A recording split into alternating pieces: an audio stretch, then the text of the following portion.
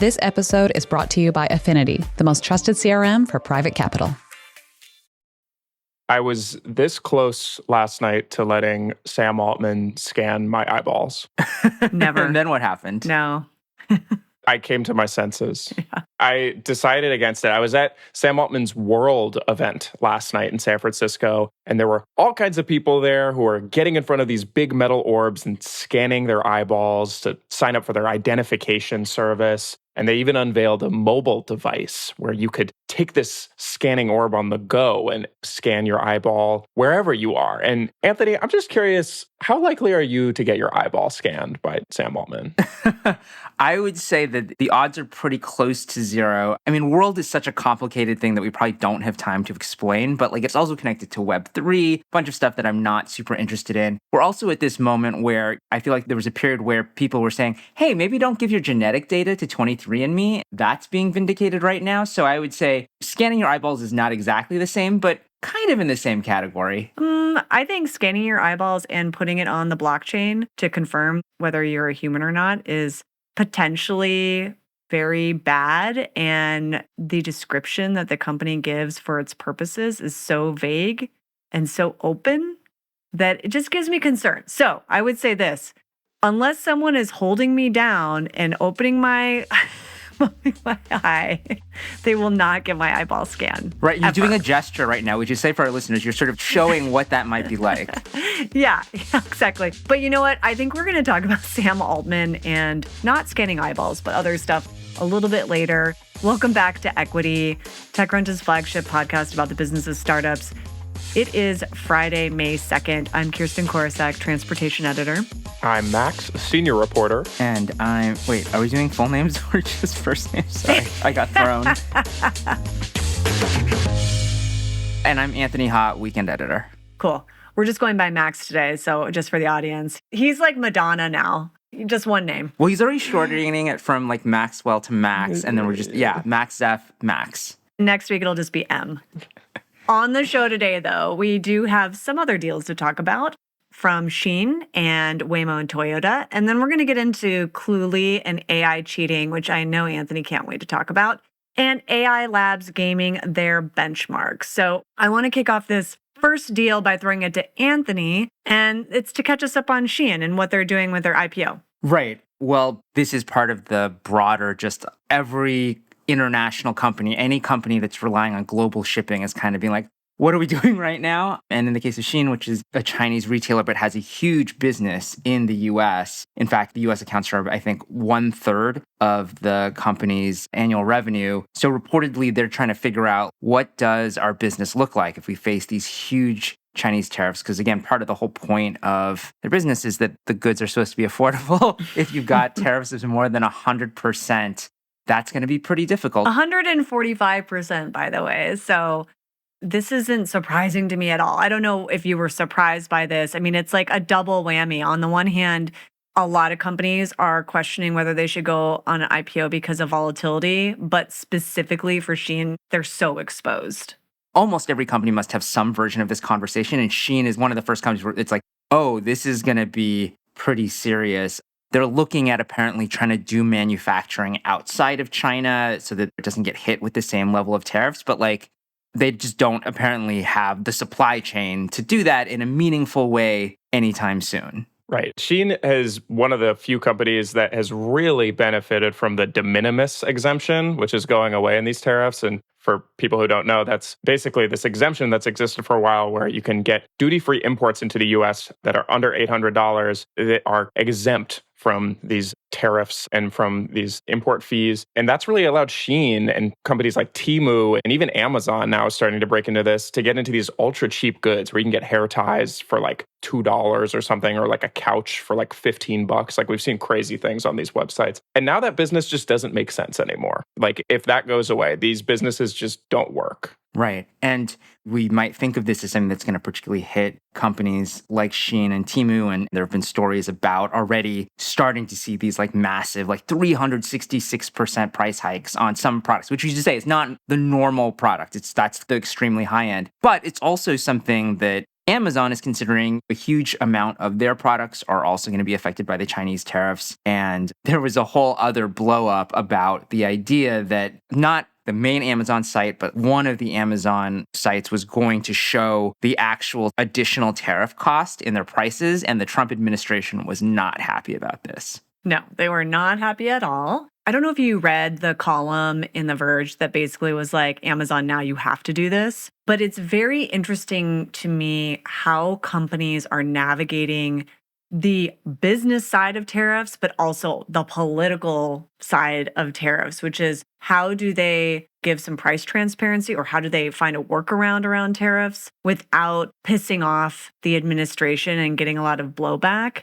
I was really compelled with how Rivian has been dealing with tariffs. And I don't know if you saw this, but No. Bloomberg had a report and we followed up on it, but they built up a stockpile of batteries for its trucks, SUVs, and commercial vans before the election and then right after in anticipation for the tariffs. So that was how they dealt with it. They basically stockpiled a bunch of stuff. And now, like Amazon, we'll see how they navigate it. They can't stockpile. They couldn't have stockpiled things. So now they're kind of faced with the present day, like, how do I get consumers to continue to buy my products, not make the administration mad, but also let people know, hey, these prices are more expensive because of tariffs, not because of something on our end. So I think one of the things about that stockpile strategy, right, is also this question of what is the status quo? Is there even going to be a new status quo? Because I think a lot of businesses have taken this attitude of we're going to sort of go along with whatever the Trump administration wants. These are temporary measures. But even if you've got a stockpile, the stockpile runs out eventually. Either the tariffs are going to stay in effect in some form, or also there's just potentially just incredible ongoing chaos and no one knows what's going to happen and can't plan in advance. Yeah. Right. There is a lot of changes going on every week, it seems, with the tariff situation. I think this is a real inflection point for tech and the Trump administration. I think we do have to move on here because we have another really interesting deal to get into between Waymo and Toyota. They announced a partnership that is very fascinating to me. And Kirsten, I would love if you could kind of break down what exactly they agreed to here. Yeah. Let's be clear. I don't know if I can call it a partnership. I described it kind of cheekily as dating because the official announcement was like as non-committal as possible. It was like a preliminary agreement to possibly collaborate on something that might happen. But in Toyota speak, that actually is serious because they're a very careful, cautious company. They don't come out in public and talk about any even potential deal unless they really feel confident that it's going to happen. And in this case, Waymo, which is an Alphabet-owned self-driving vehicle company, has robotaxi services in a number of cities right now, including San Francisco, has signed a preliminary agreement with Toyota on two fronts. One, looking at building a new autonomous vehicle platform, which would be acting as a robotaxi, so a vehicle. And on the other one, which is actually the more interesting piece for me, is that Waymo tech may end up in next generation Toyota vehicles that are sold to customers. So that means that Anthony, a few years down the line, you might, be able to pick up that Toyota Corolla and it could have some Waymo tech in it. So you talked about how the language is like very vague and cautious. When you sort of read between the lines, do you feel like, well, that's just sort of like corporate speak, but like this is actually like a pretty serious deal and it's pretty likely we're going to see that Corolla with Waymo technology? Or is this sort of a pilot that might end up going nowhere? I actually don't think this is just a pilot that's going to go nowhere. I do think that this is going to be like a more serious relationship because, again, as I mentioned before, Toyota's not one to... They certainly will trial things and create MOUs with small startups and things like that. But this is Waymo we're talking about. I don't think that they're going to publicly talk about anything unless it's serious. There was a hint about this happening on Google's earnings call. Sundar Pichai said that he was considering letting people use Waymos for personal ownership, is kind of what he hinted at, without really getting into the details more. And then this announcement came a couple days later, and we were like, oh, okay, got it. That's what you're talking about. Tesla's stock took a hit on this announcement. Kirsten, I want to ask you, how do you see this kind of speeding up the race to, give people cars that could be autonomous vehicles themselves, give people these kind of personal robo-taxi future? We've been hearing about this for so long, and it still seems like such a far out pie in the sky idea to me. Well, I mean, it's far out ish. So to be clear, Tesla has been promising, and specifically when I say Tesla has been promising, Elon Musk has been promising that people are going to be able to, through a wireless software update, that their Model 3, if it had FSD, full self-driving software, would suddenly become quote unquote level 4 autonomous vehicle, that then you could use the vehicle and make money off of it by turning it into a robotaxi service. That type of thing is far off, and it continues to be promised, and it's not happening. Tesla vehicles today have what is considered a level 2 system. This is like an advanced driving assistance system, but the driver, the human, has to remain engaged. Other companies like GM's CEO, Mary Barra, have talked about potentially having personal autonomous vehicles with some dates that have slipped here and there. And then you see Wave, another buzzy startup that has made deals specifically with Nissan to put their tech in. But the question is this: what are we talking about when we talk about autonomous vehicle technology in vehicles? Is this I'm going to go to sleep and I'm not liable for anything that happens while my car drives me around? Or is it some features in the vehicle will be automated, but you're still kind of expected to be paying attention and engaged? And I think it's the latter. The holy grail, I can go to sleep in my vehicle, I think is many, many years away, in part because the liability question. So the robotaxi business model is kind of a safer way for a company to really test driverless tech without getting a consumer involved in a purchased vehicle. Kirsten, can you talk to us about what Waymo's vision for their role in this ecosystem of autonomous driving vehicles? I mean, in San Francisco, they kind of control the whole operation right now. You go onto a Waymo app, you're kind of in these cars that are very clearly branded as Waymos. But is that what they always want to do? Or do they really just want to supply the autonomous driving part of this and let someone else handle the rest of it? Yeah, I think that they eventually want to do what you just said. But this was a former Google self-driving project that then became a company that really has acted as a research and development program, slowly transitioning into a commercial program. And they've talked about this publicly, and also just as I've spoken to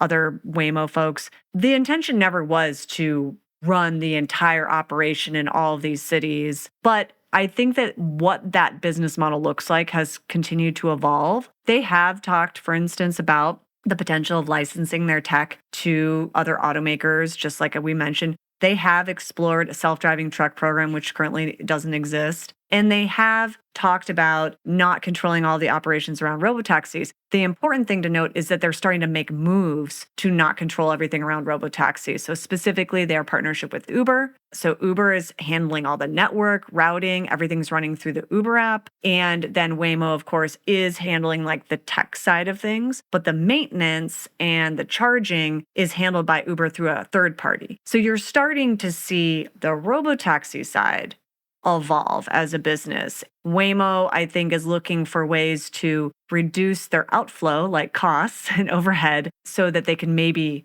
actually get close to profitability. Right now they're making revenue, but as far as I know, they're not close to profitability in any way.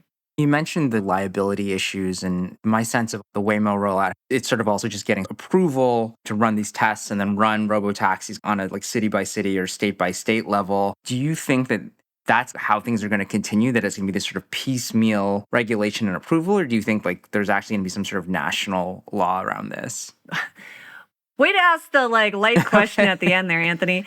But I will say this, the new administration has indicated a desire to do a federal AV framework. They've signaled as such. They've put out a new standing order. But when you look at the language, it doesn't change too much, but we'll see where this goes. So for now, I would say absolutely going state by state. And that's why you're seeing a lot of activity in Texas. So a company called Aurora just had their first driverless commercial self-driving truck launch that just happened. You see Waymo being active in Austin. You see Tesla being potentially active in Austin starting in June. You're seeing self-driving truck company Kodiak active in Texas. There's a reason. A lot of talent there, but also not many regulations, very much open for business. So I think in the near future, absolutely, it'll be piecemeal. It'll be all about regulations and also market fit. Now we have to move on. When we come back from the break, we're going to get into Cluely, which, again, as I noted before, Anthony absolutely has lots to say on that. And then Max is going to catch us up on AI labs gaming their benchmarks.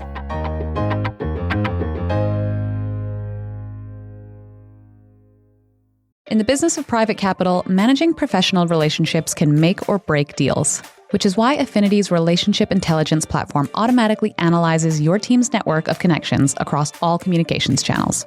Affinity is used globally by over 3,000 firms and is the most trusted customer relationship management system for private capital. Their new AI-powered tool, Deal Assist, enables teams to converse directly with their Affinity CRM data to uncover new insights, which means less time entering data and more time doing what we want to be doing, finding and closing deals.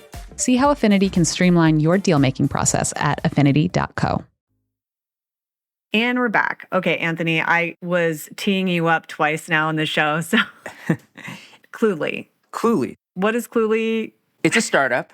There's a lot to unpack here. The short version of this is that it's a startup that announced some funding, kind of announced the vision. And the vision, in short, is to use AI to help you cheat on everything. There was actually this promotional video which showed the founder using AI on a date so that he could lie about his age and what he knew about. There's been a lot of reactions to this company. A lot of them, I think, fairly negative, which I think was fairly intentional. I think that their goal was to go viral and be controversial. Controversial, yeah. I mean, hey, it's like the idea that like there's no bad news. There's no bad publicity, right? But they actually raised money off of this. They did, and I think a lot of the initial coverage was really focused on this vision. The founders were Columbia students, and in fact, one of the founders used this project called Interview Coder to cheat on, I mean, again, that's the word he would use, on like I think an internship interview with Amazon, and I think that eventually actually led to an investigation at Columbia. The founders actually dropped out of Columbia. So that's kind of a whole thing, which again, they're highlighting in their story. They're like, we are like bad boys who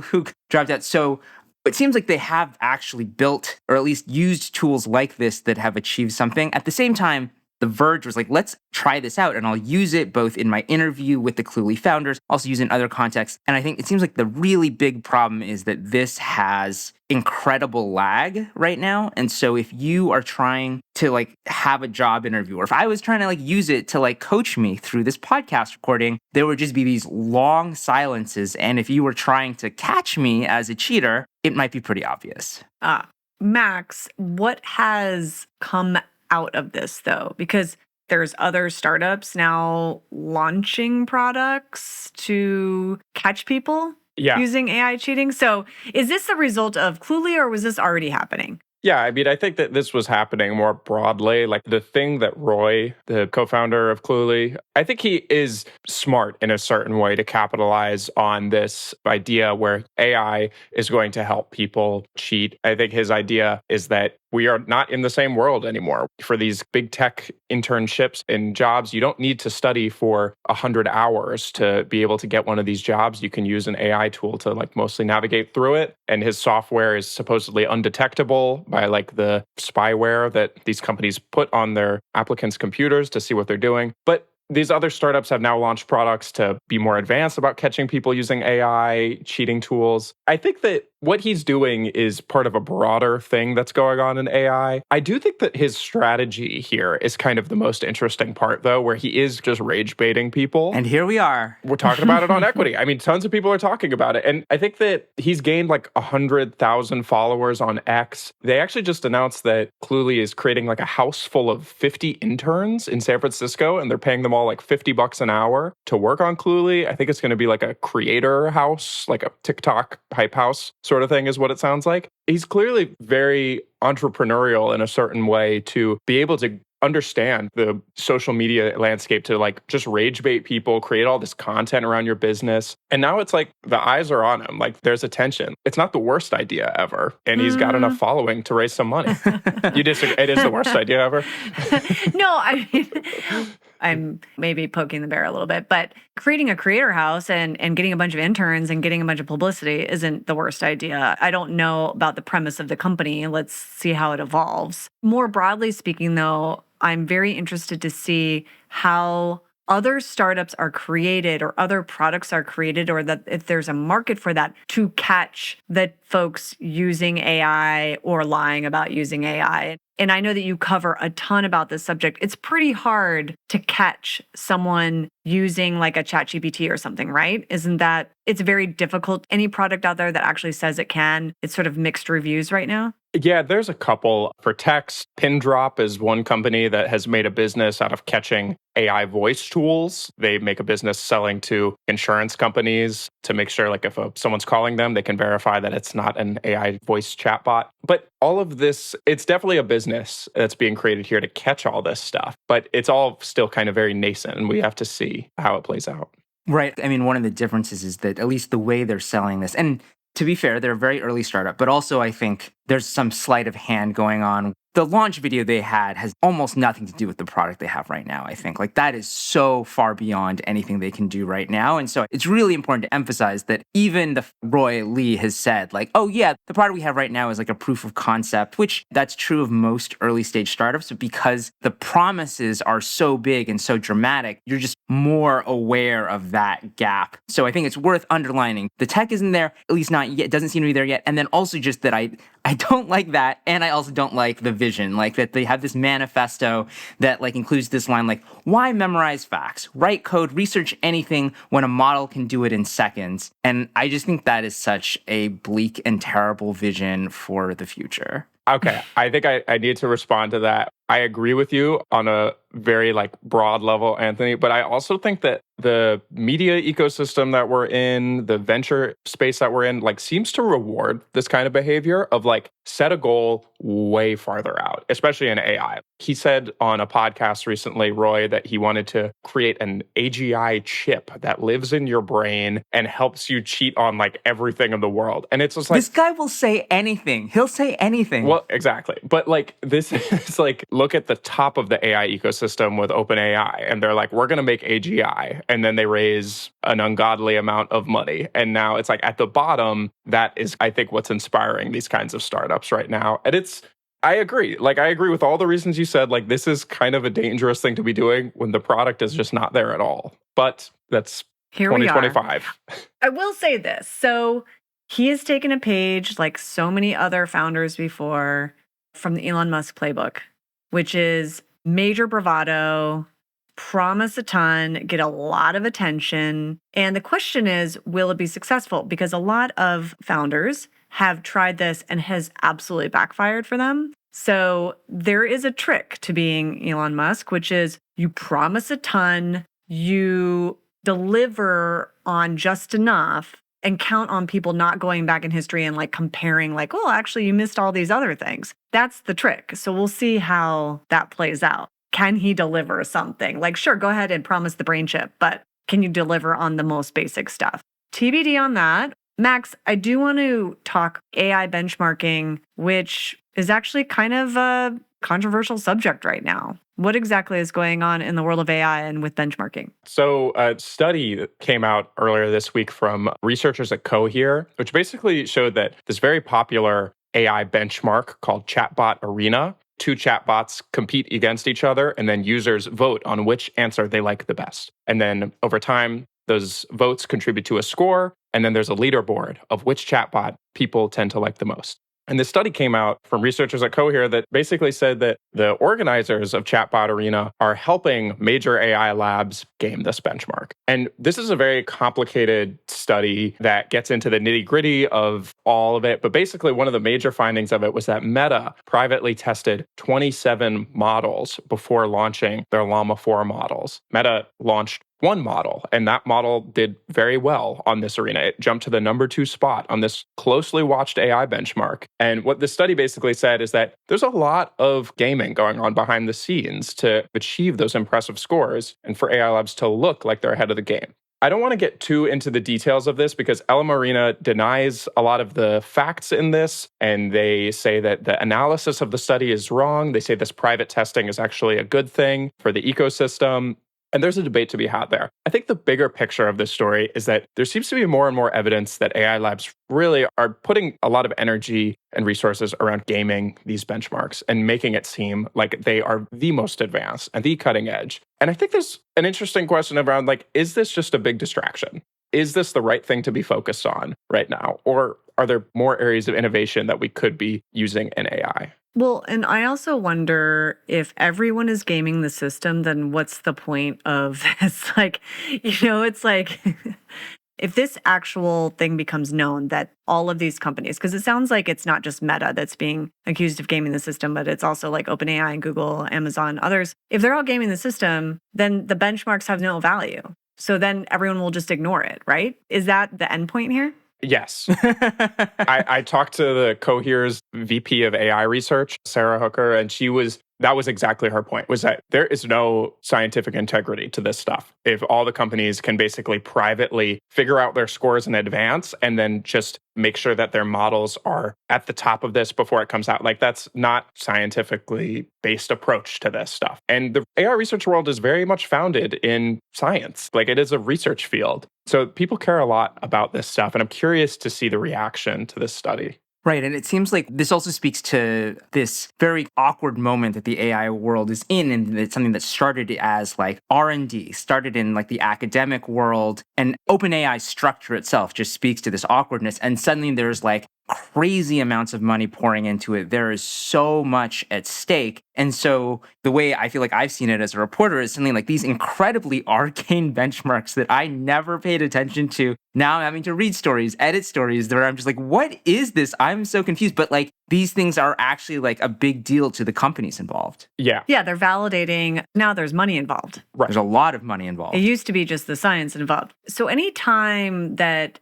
a benchmark is then used, whether it was created to be used for this purpose or it evolved for this use, of validating a company, which leads directly to them potentially either raising money or being able to charge more. Anytime there's money involved, all of a sudden, we need to step back and take a look about the validity of these benchmarks and like how they're being used. And if all of these companies, to my earlier point, are just gaming the system, it starts to really, the value of them becomes diluted. And I'm not saying that that is the case right now, but that is generally what will happen in any industry when it's not really clear whether the benchmarks are even followed or if they have any value. There's also something interesting here about LM Arena itself. I mean, this is a test that everyone in the AI industry is super focused on. And they recently announced that they were launching as their own company. And there's a lot of these startups that are trying to evaluate AI models as a business. This is the latest example, but we've seen a lot of examples of how there's a conflict of interest here potentially. How can you be independent when you are also relying on these AI labs for your revenue, for your business? I think it's a tough balance. But we'll see. LM Arena has already agreed to make some changes in response to this study and operate in a little bit more of a balanced way,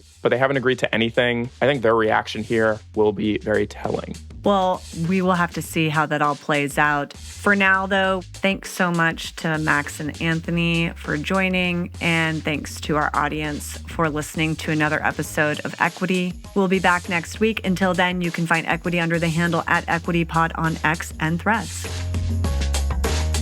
Equity is produced by Theresa Loconsolo with editing by Kell. We'd also like to thank TechCrunch's audience development team. Thank you so much for listening, and we'll talk to you next time.